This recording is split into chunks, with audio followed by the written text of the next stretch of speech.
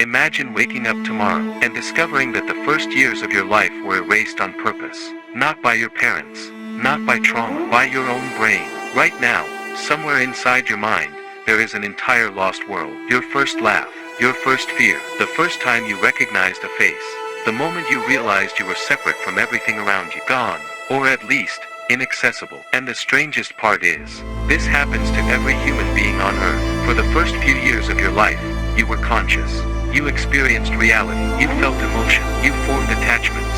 But almost none of it survived, which raises a disturbing question. If you can't remember the beginning of your own existence, then how much of you was built by someone you no longer remember being? Because this story is not really about baby, it's about identity, and whether the person you called yourself was ever truly continuous to begin with. When adults think about infancy, they imagine darkness, nothingness, like consciousness simply switched on one day around age 4. But that isn't what happened. Babies are not unconscious. Far from it. A newborn can recognize voices, detect emotional tone, feel fear, experience comfort, learn patterns. Even before language, the brain is already absorbing reality at terrifying speed, which means something unsettling. You existed long before your memories did. There was a version of you that looked at the world with completely fresh eyes, a mind with no names, no categories, no understanding of death, time, money, rules, society, just raw experience. And then, that version vanished. Scientists call this infantile amnesia, the inability to remember early childhood, but the name makes it sound harmless, like a small memory glitch. It isn't, because your early years may be the most psychologically important period of your entire life. Your conscious mind cannot cross. Why? For years, scientists believed babies simply couldn't form memory. But then something strange happened. Researchers discovered infants actually can create memories.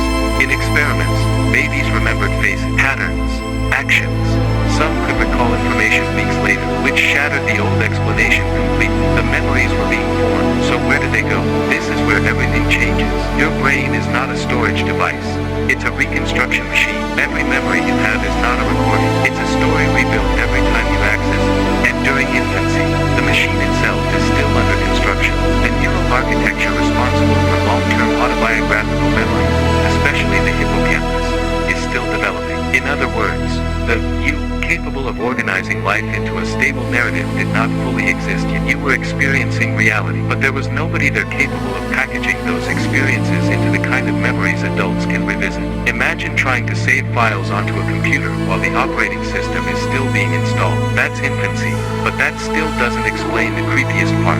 Some researchers believe those lost memories never fully disappear. They just become unreachable. And this is the part almost nobody talks about. Your forgotten childhood may still be controlling you. The way you react to affection, stress, abandonment, love, fear, much of it may trace back to experiences you cannot consciously remember. A baby ignored too often may develop anxiety later in life. A child raised around chaos may normalize emotional instability forever. Not because they remember, but because the brain adapted to survival long before conscious identity formed. Which means your personality may have been shaped by invisible experiences. Amnesia stops sounding comforting. Because if your deepest emotional patterns were created before memory, then who exactly chose them? Think about that. You don't remember learning language, yet language became the framework through which you understand reality itself. You don't remember becoming you. It just happened.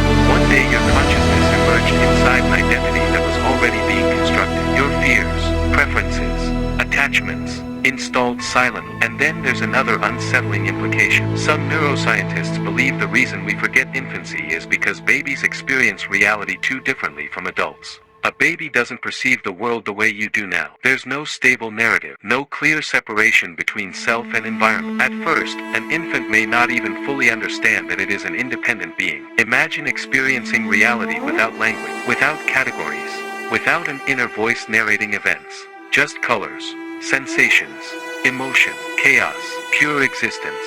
Adult memory depends heavily on language and structure, but infancy exists before structure, which means your earliest consciousness may be fundamentally incompatible with the mind you have now. You cannot remember being a baby for the same reason you cannot remember before you were born. The mind you are using today did not yet exist. And maybe that realization is more disturbing than comforting, because we like to imagine ourselves as continuous being, one stable identity moving through time. But neuroscience tells a different story. You are not one fixed self. You are layers, versions, temporary constructions constantly replacing older ones. child you were is gone. The teenager you once were is gone. Even the person you were last year has already partially disappeared. Your cells change. Your beliefs change. Your neural pathways change in a continuum. A story, a single uninterrupted I. But maybe identity was always a carefully maintained hallucination. And babies expose the illusion because they reveal a terrifying truth. Consciousness can exist without the self you currently identify with. There was awareness before autobiography, experience before identity, a living human mind before the narrative called you began. But then something even stranger happened. Around age 3 or 4, the memories start sticking. Why? Because that's when language becomes powerful enough to organize reality. You begin learning story, names, time, cause and effect. The brain starts weaving experience into narrative structure, not just sensation. And once that happens, you become trapped inside the human condition. Because language doesn't merely describe reality, it reshapes it. Before language, fear is immediate. After language, fear becomes existential. Now you can imagine tomorrow. Failure, death, rejection, meaninglessness. A baby can suffer, but a baby cannot dread. Only self-aware humans can psychologically torture themselves with imaginary futures. And ironically, the thing that gave you memory may also have created anxiety. This is why many philosophers believe self-awareness was both humanity's greatest gift and its greatest curse. Animals experience reality. Humans experience themselves experiencing reality. And that changes everything. But maybe the most haunting part of infantile amnesia is this. You will never truly know what your first experience of existence felt like. The first color you saw.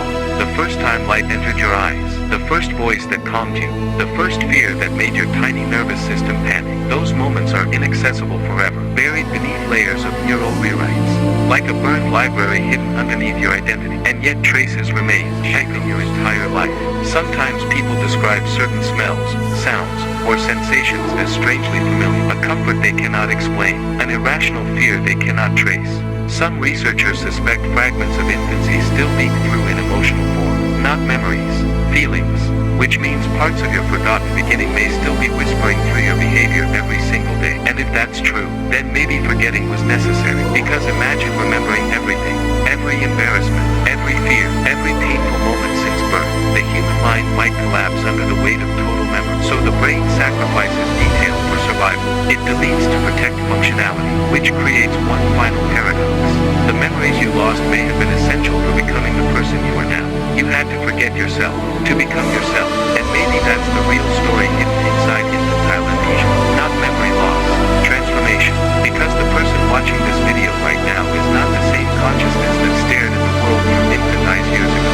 That being disappeared, reorganized, reconstructed itself again and again until it became you. Or at least, someone calling themselves you.